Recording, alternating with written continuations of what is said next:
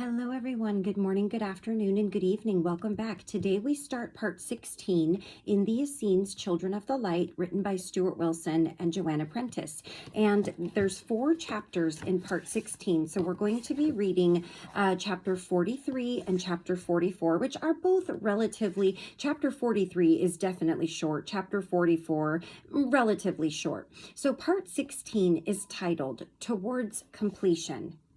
The flow of history is made up of impulses expressing themselves through human souls and groups.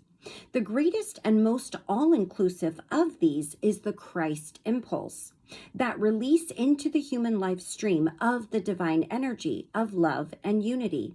It appears that the Essene movement protected and guarded the nascent Christ impulse, and that Jesus himself was a leading initiate and believer.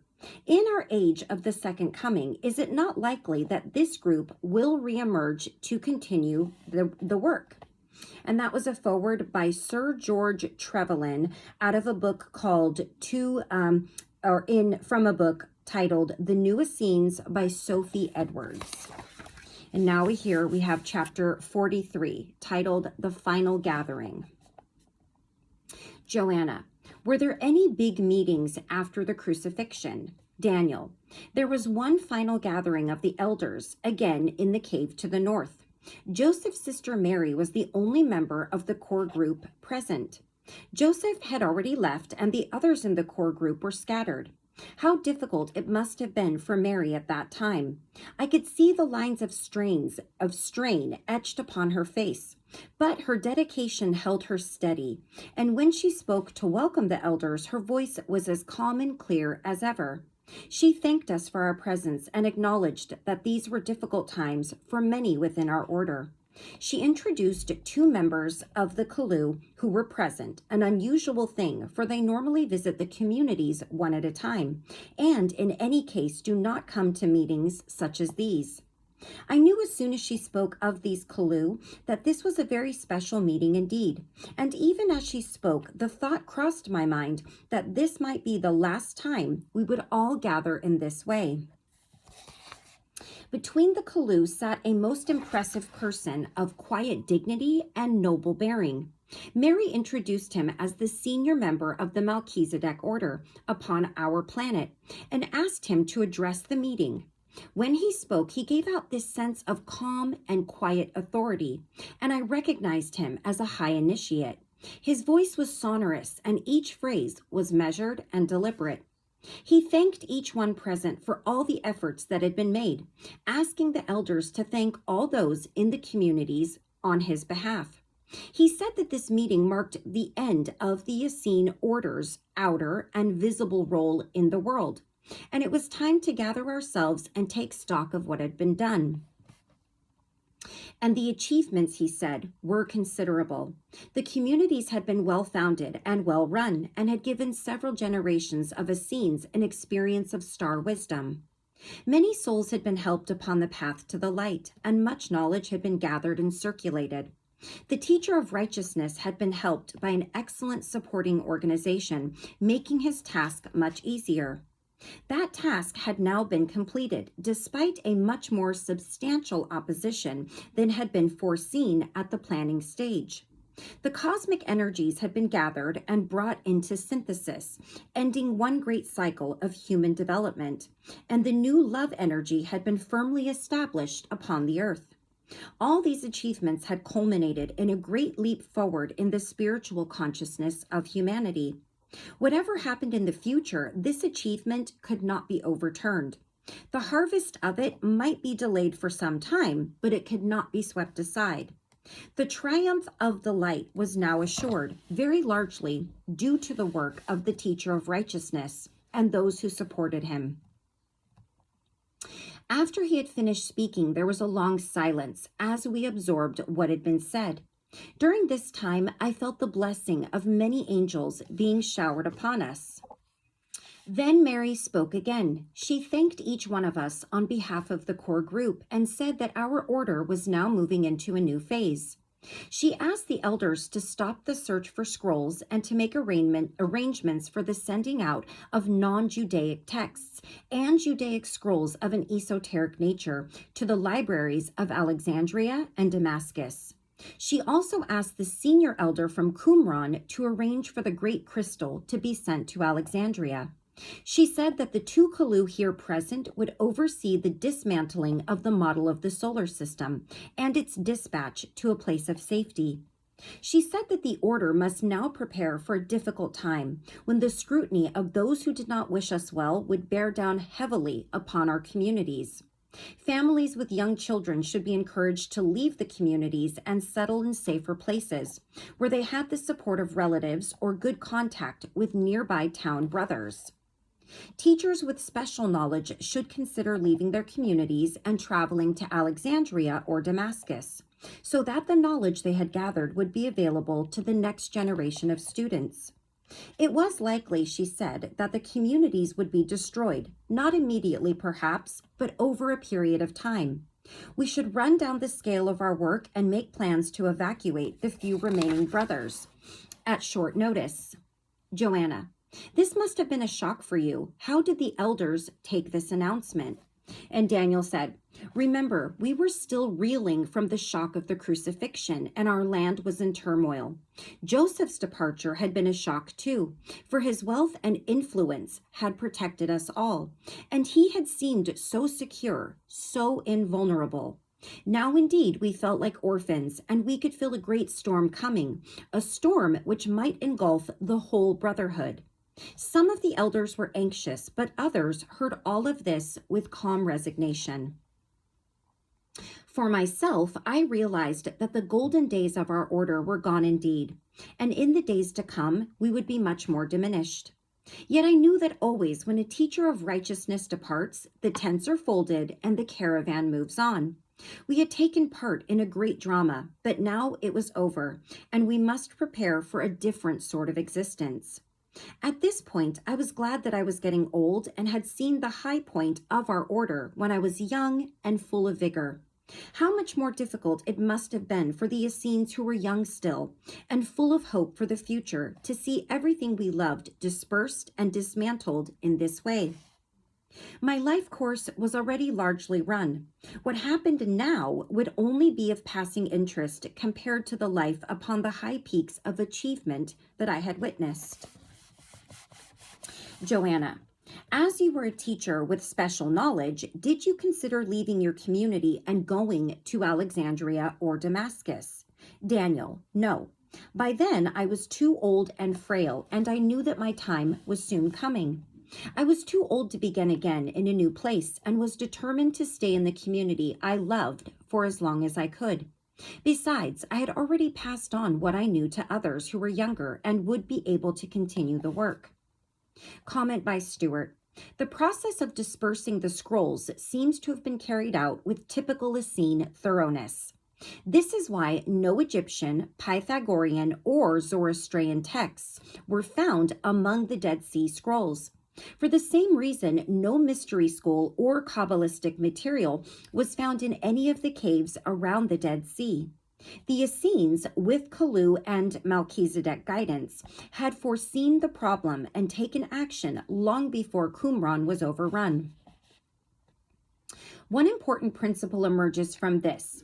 What we have in the Dead Sea Scrolls is not the totality of Essene knowledge, but only the fragments which the Essenes chose to leave behind, the less important and less dangerous texts. And I know there has been so much controversy around the Dead Sea Scrolls. If you've never done any research on them, you certainly should. Anybody who really questioned the thoroughness or the meaning behind it basically was told, no, thank you, we don't need your help anymore. It's like even the small amount of material they had, the higher ups for certain religions simply did not want people to have access to. And that to me is a red flag, really and truly. I already read that. Okay, let's see. The fragments are interesting, certainly, but they do not represent the totality of what the Essenes knew. And I guess in hindsight, when you're thinking that you're learning these great secrets and it's just the tip of the iceberg and you don't know any better, you don't know any better. So you think that you have all these answers to these truths and these questions in these scrolls that you found, not knowing that it really wasn't the most important stuff. It was simply placed there because that's what they wanted you to find and see.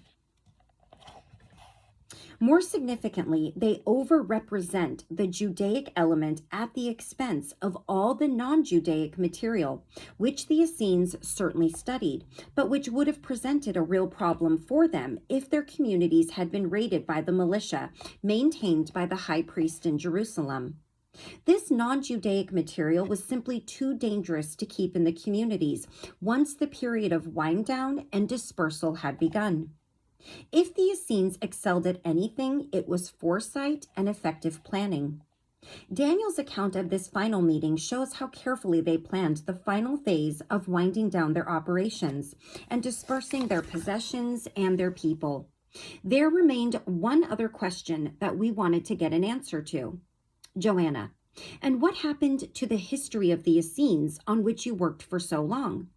Daniel, as I completed each main section, the original was sent to Alexandria with a copy to Damascus. A further copy was sent to Qumran for dispatch via the Kalu to a place where the Kalu would keep it in safety. As time passed, I could see how wise all these precautions were, for the land was in turmoil and many were moving against us. The safe and settled life I had known when I was young was over, and such times would never return again for us. As I finished work upon my history, I had a sense of a complete cycle of development. The seed had been planted, the plant had flourished, and now the seeds were being scattered.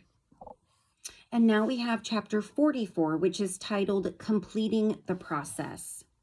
Throughout the sessions with Daniel and Joseph, we were aware of a greater picture into which the individual accounts fit, and this became steadily clearer as the project continued. There was also a sense of the Essene brotherhood as a whole, energizing and working within the individual experience, and that gave these sessions a unique and distinctive quality. In the case of lives in other areas, there was often a sense of completion, or at least the feeling that it was time to acknowledge the past experience and let it go. Yet all 7 people who went through this regression process with us reported having the same feeling about it, that the Essene work was not yet finished.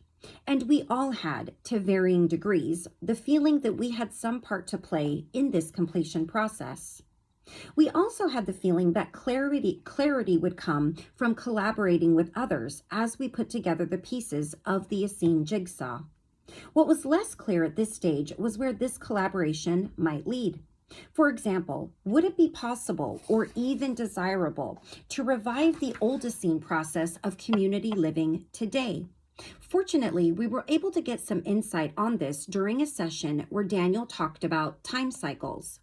Joanna, did you believe in great ages of time? Daniel, we understood that there were great cycles in the heavens and lesser ones of just over 2,000 years. But when the whole planetary cycle finishes, that time we did not know. Comment by Stuart. The Essenes were clearly not aware of the Mayan calendar, a system that identifies the 20 years which find completion in 2012 as the key time of change. If it is true that the Earth's dimensional shift or transition into the light is coming this soon, then leading up to that point, we can expect major geophysical changes. There may be unusual weather patterns and intense seismic activity. Fluctuations to the Earth's geomagnetic field may also trigger changes within us, right down to the cellular level.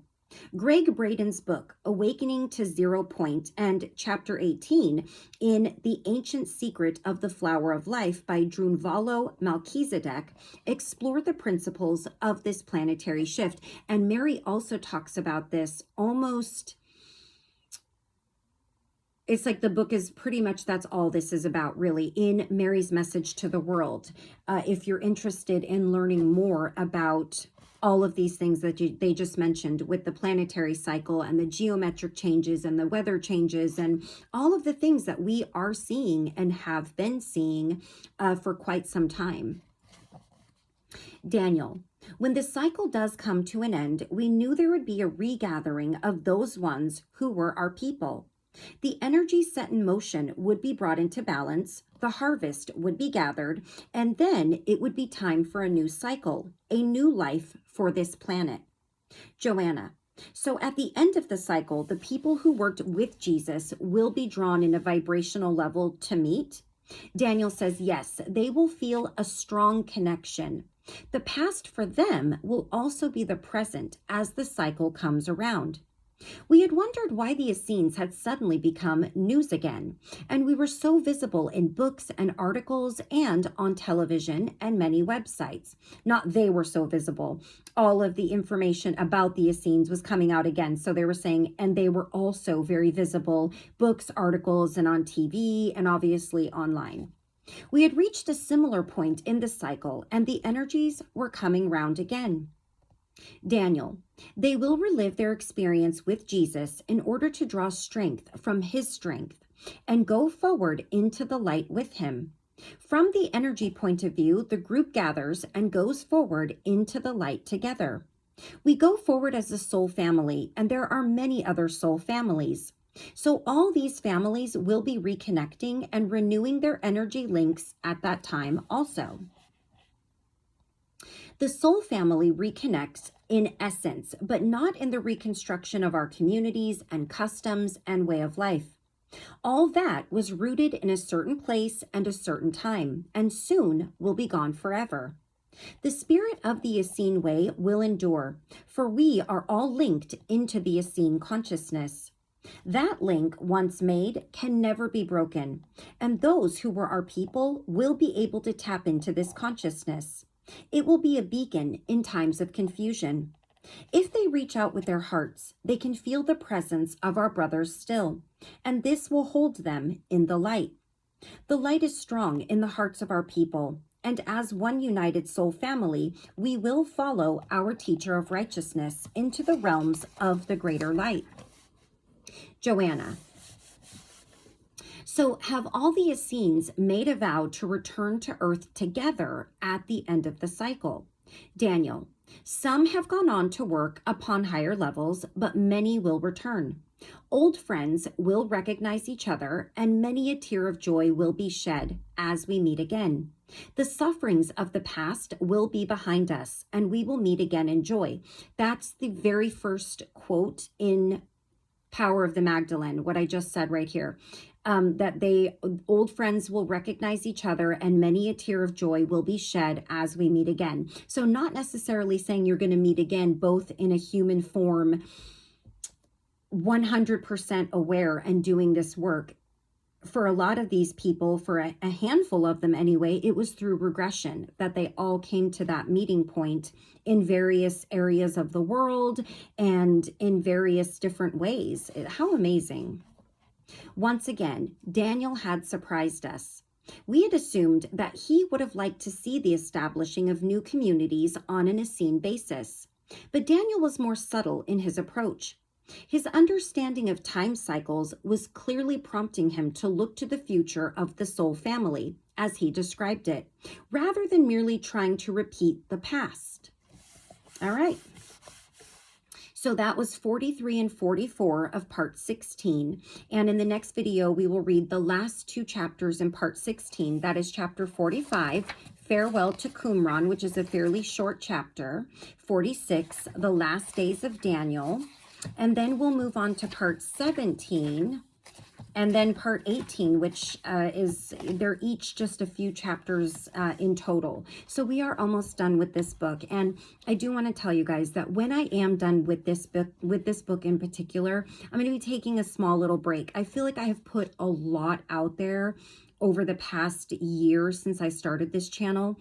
And there is such a thing as maybe putting too much out there and also reading so much that it makes it hard to discern and kind of go within when you're taking in so much information, not just listening to videos when you think about it, but reading these books one after the other.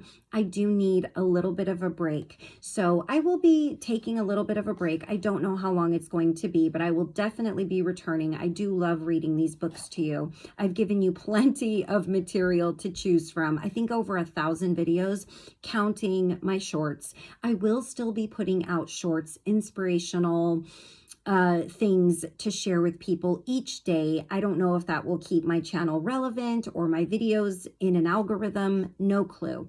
But whoever finds them will find them, and they'll be meant to find them. That's my belief. So just wanted to let you guys know, and I will mention this in my next few videos in case you don't catch this one.